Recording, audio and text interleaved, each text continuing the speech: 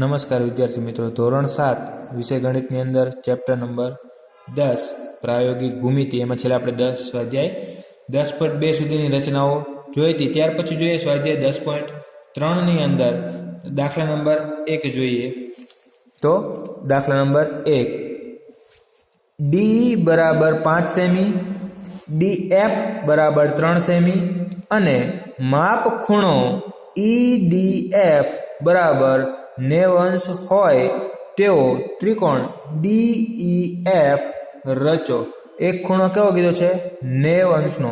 એ કયો ખૂણો આવશે? તો કે ખૂણો D જે લેશું એ 90 નો થશે. અને અહીંયા આપણે DE નું માપ આપ્યું છે 5 સેમી. તો આપણે કાચી આકૃતિ દોરીએ તો આવી કંઈક થશે.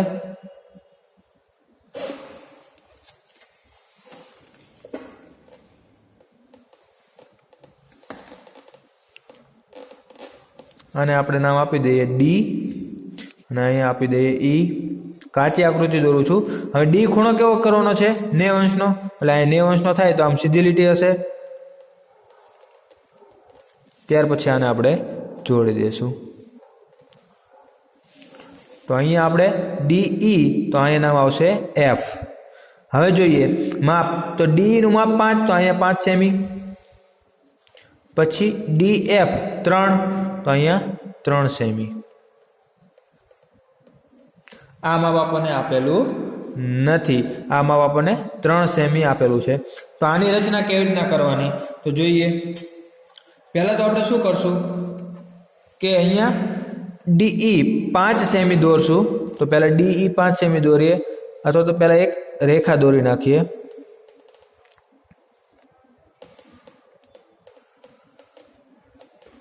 અહીંયા મેં એક કિરણ દોરી નાખ્યું છે.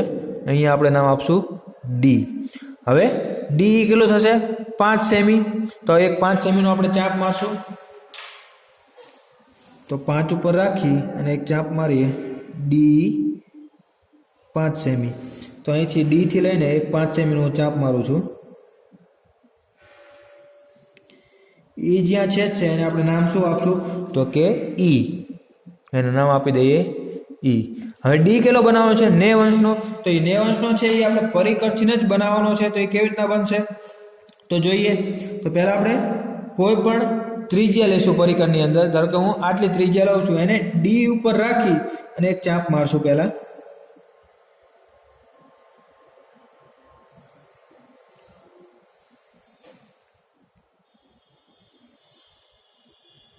આવી રીતના. પછી માપ ફેરવવાનું નથી. જ્યાંથી આપણે ચાપ મારી ત્યાંથી ફરી વાર એક આગળ ચાપ મારશું. આની ઉપર જે આપણે દોર્યું છે એની જ ઉપર ઈ ચાપ માર્યા પછી હજી એક આગળ એક ચાપ મારશું. અહીંયાથી જ માપ ક્યાંય બદલાવાનું નથી. અને ઈ જે બે ચાપ મારી ત્યાંથી બંનેમાંથી એક એક ચાપ વચ્ચે મારશું.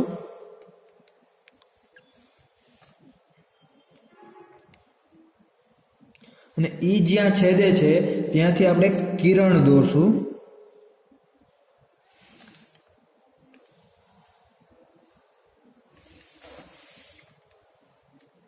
હવે આ જે ખૂણો બન્યો એ કેટલાનો થશે? 90 નો થશે. તમે કોણ માપકથી માપશો તો પણ આ ખૂણો કેટલાનો થશે? 90 નો થશે. અને આ જે આપણે કિરણ દોર્યું છે એને હું નામ આપી દઉં એ. એટલે આ કિરણ થશે ડી એ કિરણ.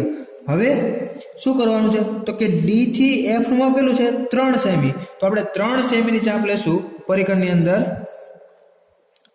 3 સેમીની એક ત્રિજ્યા લઈ અને ડી ઉપર કેન્દ્ર રાખશું અને એક ચાપ મારશું. ક્યાં? તો કે ડી ઉપર એક ચાપ મારશું અને એને આપણે નામ આપશું એફ. અને જે એફ છે એને આપણે ઈ સાથે જોડી દેશું.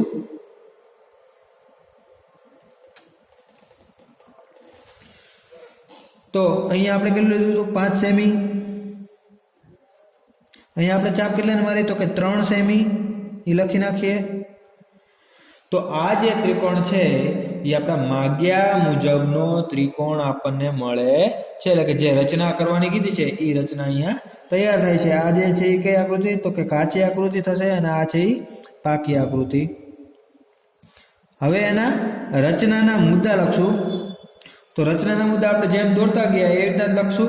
તો પહેલા શું કર્યું હતું તો કે 5 સેમી લંબાઈનો ડી દોરો, તો કે આપણે 5 સેમી લંબાઈનો ડી દોર્યો તો ત્યાર પછી માપપટ્ટી અને પરિકર વડે ડી ના ડી બિંદુએ ડી એ કિરણ દોર્યું જે લંબ રચો, જેથી માપ ખૂણો EDA કેટલો થાય 90 થાય. આ ખૂણો આપણે 90 નો દોર્યો. ત્યાર પછી માપપટ્ટી અને પરિકર વડે ડી ઉપર બિંદુ DF લીધું 3 સેમી અને એક ચાપ મારી ડી થી, તો એ DF 3 સેમી લીધું, તો 3 સેમી થાય એવું બિંદુ F મેળવો. અને પછી આપણે છેલ્લે શું કરશું કે F અને E ને દોરો, એટલે F અને E ને આપણે દોરી દીધો. તો જે ત્રિકોણ તૈયાર થયો છે એ કેવો છે, તો કે આપણે માગ્યા મુજબનો ત્રિકોણ છે. તો છેલ્લે આપણે લખશું કે આમ ત્રિકોણ DEF એ માગ્યા મુજબનો ત્રિકોણ છે. આવો જ દાખલો 2 છે, એની પણ રચના જોઈએ. ત્યાર પછી દાખલા નંબર 2, એક સમદ્વિબાજુ ત્રિકોણ રચો જેમાં બંને સમાન બાજુના માપ 6.5 સેમી અને તેમની વચ્ચેનો ખૂણો 110 નો હોય. એટલે એવો એક ત્રિકોણ આપણે રચવાનો છે કે બે સમદ્વિબાજુ ત્રિકોણ કીધું એટલે બે બાજુના માપ કેવા કીધા છે, સમાન. એટલે કે બંનેના માપ કેવા 6.5 અને એમની વચ્ચેનો ખૂણો એ 110 હોવો જોઈએ. એવો ત્રિકોણની એક રચના આપણે કરવાની છે. તો આપણે કાચી આકૃતિ પહેલા દોરી લઈએ. તો અહીંયા હું એક કાચી આકૃતિ દોરું છું. પહેલા તો આપણે ત્રિકોણ દોરવો જ પડશે, બરાબર. 110 નો ખૂણો હોય એટલે ક્યાં હોય, તો કે તો 90 કરતા મોટો, એટલે અહીંયા સીધો દોરીએ તો 90 થાય, તો 90 થી આપણે આમ બહાર દોરીએ થોડોક, તો આવી રીતના એક ત્રિકોણ થશે. અને આને જોડી દઈએ. અહીંયા આપણે નામ આપી દઈએ D E અને F. આનું માપ આપણે 6.5 સેમી, આનું માપ એવું થશે 6.5 સેમી અને એમની વચ્ચેનો ખૂણો કેટલો કીધો છે 110. એટલે આવો કંઈક ત્રિકોણ આપણો બનશે. તો હવે પાકી આકૃતિ દોરીએ માપ સાથે. આ આકૃતિ કાચી હતી, કાચી આકૃતિ હવે પાકી દોરીએ. તો સૌથી પહેલા આપણે શું કરશું, EF જે 6.5 સેમી છે એ દોરશું. તો એના માટે એક આપણે રેખાખંડ દોરી નાખીએ. DE કેટલો, તો કે 6.5 સેમી નો. અહીંયા આપણે કિરણ નહીં દોરીએ કારણ કે આપણે F છે અહીંયા 110 અંશનો ખૂણો બનાવવાનો છે. તો આપણે સીધું જ ફૂટપટ્ટીની અંદર માપ લઈ લઈએ 6.5. તો અહીં 0 થી આપણે લઈએ, 0 થી અહીંયા 6.5 થશે.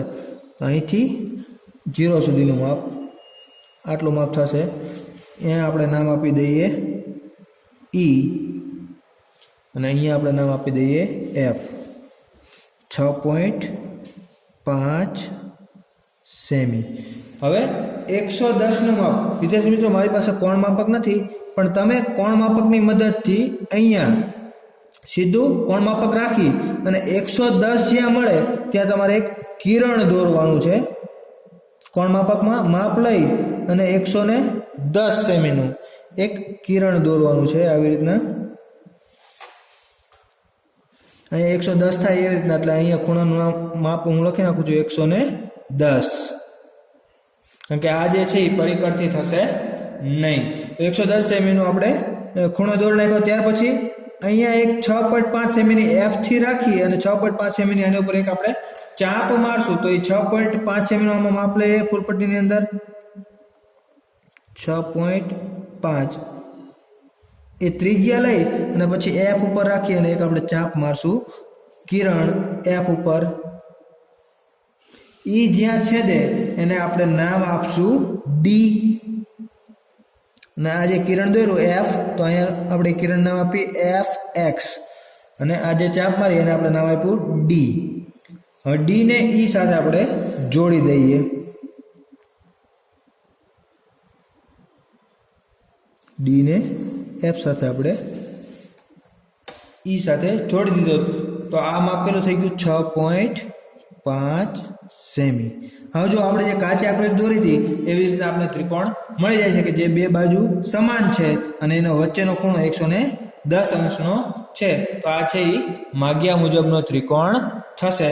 તો આપણે એના રચનાના મુદ્દા લખીએ. તો પહેલા આપણે શું કર્યું, તો કે 6.5 સેમી લંબાઈનો EF દોરો. ત્યાર પછી કોણ માપકનો ઉપયોગ કરી EF ના F બિંદુએ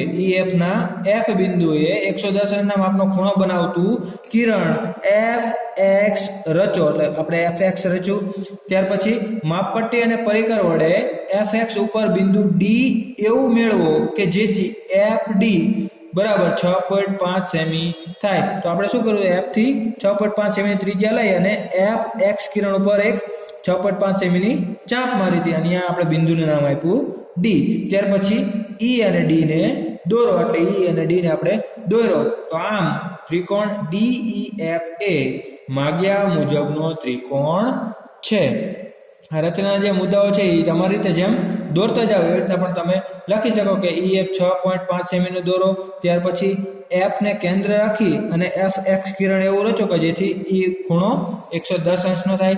એવી રીતના તમારી ભાષામાં પણ તમે રચનાના મુદ્દા લખી શકો છો. તો અહીંયા આપણે દાખલા નંબર 1 અને દાખલા નંબર 2 જોયો. ત્યાર પછી જોઈએ દાખલા નંબર 3. ઓકે, તો દાખલા નંબર 3, BC બરાબર 7.5 સેમી, AC બરાબર 5 સેમી અને માપ ખૂણો C બરાબર 60 અંશ હોય તેવો ત્રિકોણ ABC રચો. તો આપણે ત્રિકોણ ABC ની કાચી આકૃતિ દોર નાખીએ. પહેલા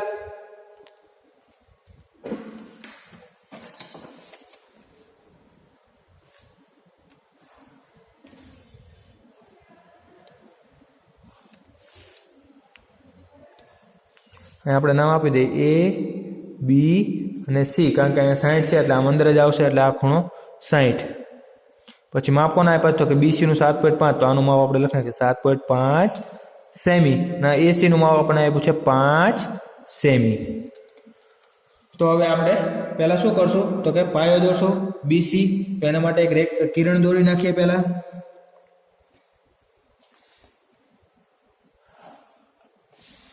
એક કિરણ દોરી નાખ્યો, અહીંયા નામ આપણે B આપીએ.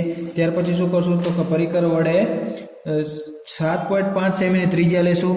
અહીંયા 7.5 સેમીની ત્રિજ્યા લેશું અને એ એક B ને કેન્દ્ર રાખી એક ચાપ મારશું અને જ્યાં ચાપ છે એને નામ આપણે આપશું C. એટલે BC નું માપ કેટલું થઈ ગયું તો કે 7.5 સેમી. ત્યાર પછી શું કીધું છે કે C ખૂણો 60 નો દોરવાનો છે, તો એ આપણે પરિકરથી દોરી શકશું. તો એના માટે શું કરશું કે પરિકરથી અનુકૂળ ત્રિજ્યા લઈ, એટલે કે આપણે જેટલું માપ લેવું હોય એટલું પરિકર અંદર લઈ C ઉપર રાખી, એટલે કે C ને કેન્દ્ર રાખી એક ચાપ મારશું. ઈ ચાપ જ્યાંથી મારી અહીંયાથી પછી ફરી એક આગળ ચાપ મારશું. ઈ ત્રિજ્યાનું માપ બદલવાનું નથી. ઈ જે ચાપ મારી અહીંયાથી આપણે એક કિરણ દોરશું. જ્યાં ચાપ મારી અહીંયાથી એક આપણે કિરણ દોરી દઈએ અને ઈ કિરણને અહીંયા આપણે નામ આપીએ X, એટલે કે આપણે 60 અંશ ખૂણો બનાવતું કિરણ CX રચો. એટલે કે અહીંયા રચો આપણે.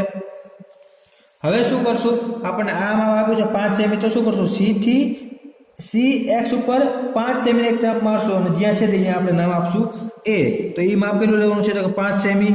તો આપણે એ માપ પરિકરની અંદર 5 સેમી લઈએ અને C ને કેન્દ્ર રાખી અને અહીંયા એક આપણે ચાપ મારી દેશું અને અહીંયા જે છે એને નામ આપણે આપશું A. હવે શું કરશું, A અને B ને આપણે જોડી દેશું.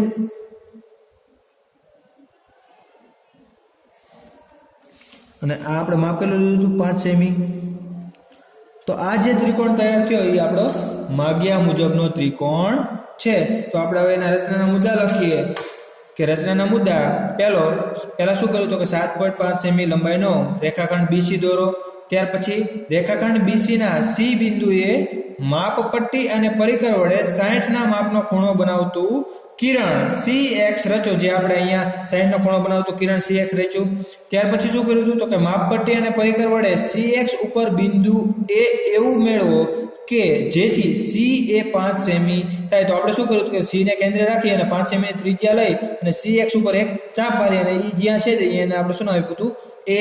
એટલે આ માપ થઈ ગયું C A કેટલું તો કે 5 સેમી.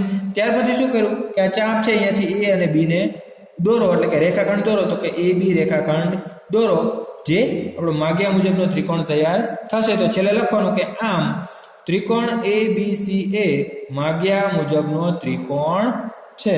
તો વિદ્યાર્થી મિત્રો અહીંયા આપણે સ્વાધ્યાય 10.3 જે છે એ પૂર્ણ કરીએ છીએ. તમે જાતે એકવાર રફ નોટની અંદર આ જે રચનાઓ આપણે કરાવી છે એની પ્રેક્ટિસ કરજો તો તમને ખ્યાલ આવે કે ચાપ કેવી રીતના આપણે મારીએ છીએ. તો વિદ્યાર્થી મિત્રો આજે આપણે અહીંયા સુધી રાખીએ છીએ. હવે નેક્સ્ટ વિડીયોની અંદર આપણે સ્વાધ્યાય 10.4 જે છે એની જે રચનાઓ છે એનો અભ્યાસ કરશું. ત્યાં સુધી દરેક વિદ્યાર્થી મિત્રોને નમસ્કાર.